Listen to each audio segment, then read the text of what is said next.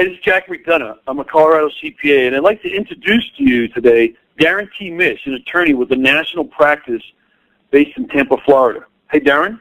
Hey, Jack. How are you? Good. How you doing today? I'm doing awesome. Good. Hey, well, Darren, I got a couple of questions I want to ask you. First one is, people call you the IRS problem solver. Is that true? Yeah, that's great. Yeah, it is. And I think they call me the IRS problem solver because my practice is virtually all encompassed of the representation of clients who have problems with the IRS. In other words, they owe money to the IRS that they can't figure out how to pay back. Wow.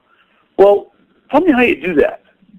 Well, there's a number of different methods that we use to solve people's IRS problems. It's really a fact-specific thing. It depends upon the amount of money that you owe to the IRS, first of all, the amount of money you make, and the assets that you have.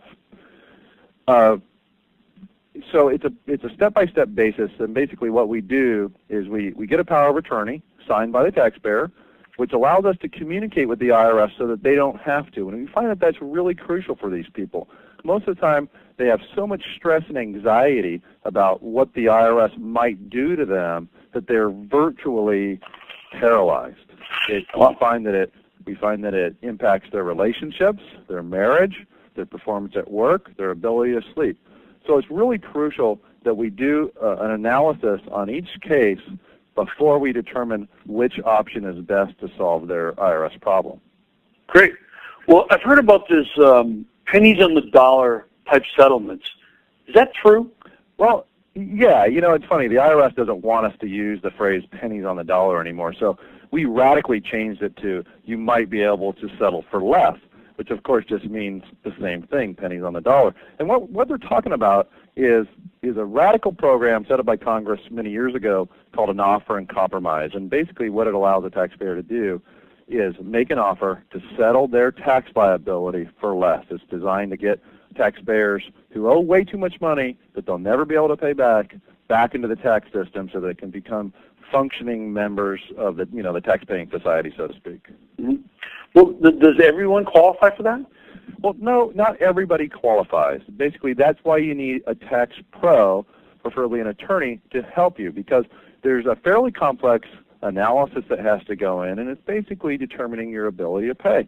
We look at your monthly income, your monthly allowable expenses, which are set up by the IRS in large part, and your assets. And that sort of goes into this formula, and what comes out of the end of the formula determines how much the IRS is likely to sell your case for with an offer and compromise.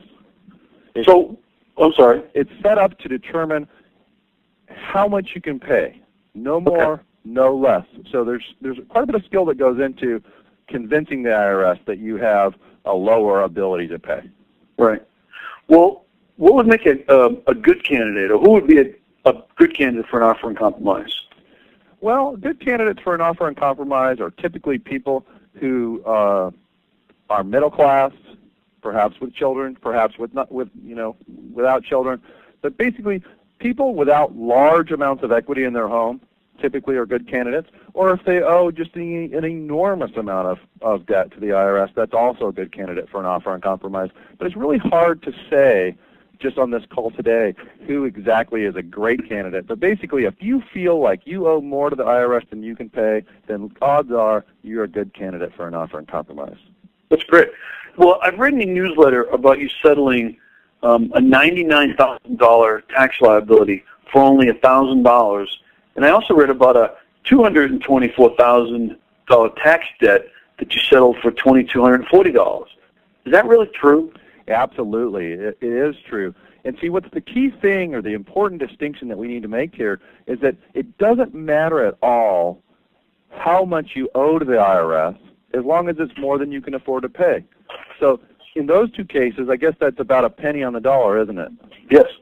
And see, what was key there is that these two taxpayers only had the ability to pay, with proper planning from their attorney, of course, 1 penny on the dollar. And we have had a number of cases just like that.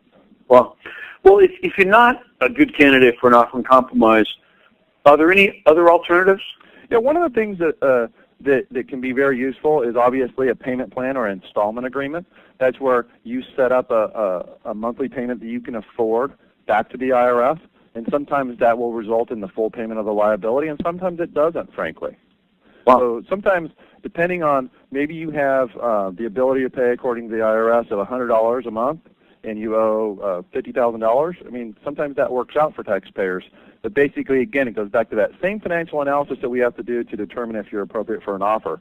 So you really need a professional to negotiate that installment agreement before you do it yourself, because you can really shoot yourself in the foot. Wow.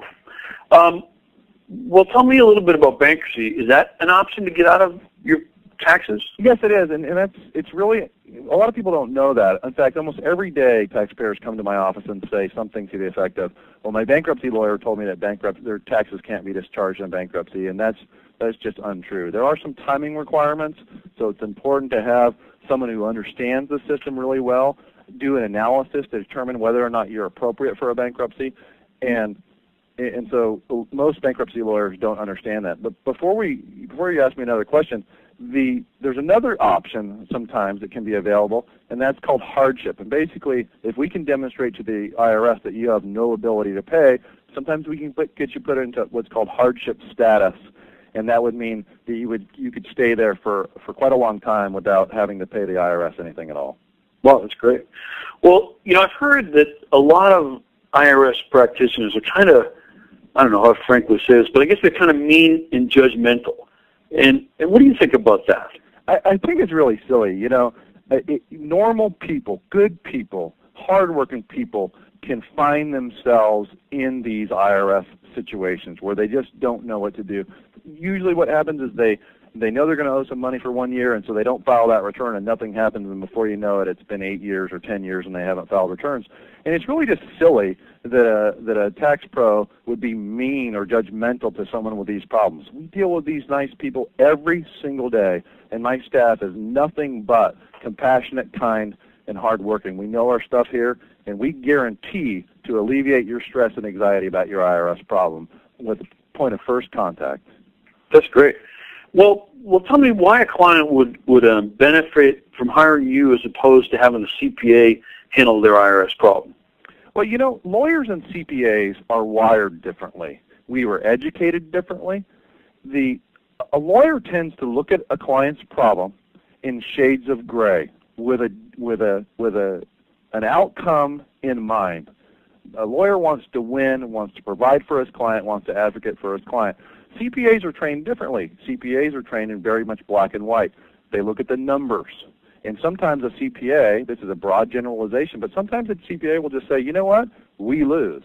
Very rarely will you have a lawyer that just says, oh, we give up, we lose. So we're trained differently, and we're trained to be advocates for clients. And CPAs, quite frankly, just haven't had the benefit of that type of training. Right. Can you represent clients anywhere in the U.S.?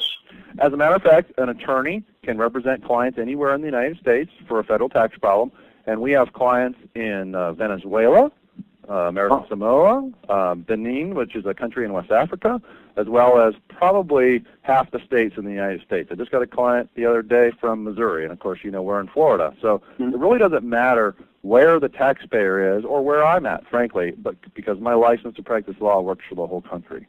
Right. Well, is there any hope then for people with IRS problems?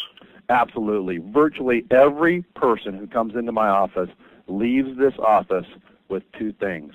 They leave this office with diminished stress and anxiety, as well as typically some sort of rough game plan or analysis for how we're going to resolve their problem. Well, hey, I'm going to come in and sign up, okay? Let's do it. That sounds good, Darren. Thanks a lot for your time today. Thank you, Jack. Okay.